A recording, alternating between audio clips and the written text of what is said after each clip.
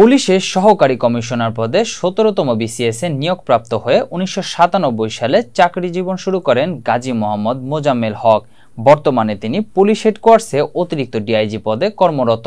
পাশাপাশি নিযুক্ত রয়েছেন একটি আবাসন প্রকল্পের পরিচালক হিসেবে। আনন্দ পুলিশ পরিবার বহুমুখী সমবায় সমিতির নাম প্রচার করে গড়ে তোলা আবাসন প্রকল্পটির বর্তমান বিক্রয়যোগ্য সম্পদের পরিমাণ প্রায় ৬,৬৫০ কোটি টাকা। তবে পুলিশ সদস্য দপ্তর সহ সংশ্লিষ্ট সব জায়গায় খোঁজ নিয়েও এ ধরনের কোনো সমবায় সমিতির অস্তিত্ব পাওয়া যায়নি। অনুসন্ধান বলছে পুলিশ কর্মকর্তা মোজাম্মেল হকই এই বিপুল সম্পদের মালিক। মূলত পুলিশের নাম ভাঙিয়ে সাধারণ মানুষের জমি দখল করে তিনি এই বিপুল সম্পদের মালিক হয়েছেন।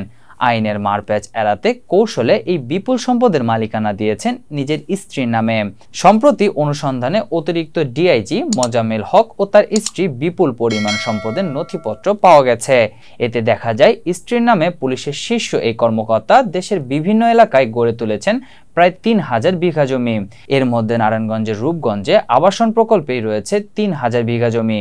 অনুসন্ধানে আরও জানা গেছে কুমিল্লার মেঘনা উপজেলার বড়কান্দা ইউনিয়নের হরিপুর গ্রামে স্ত্রীর নামে করেছেন সম্পদের পাহাড়।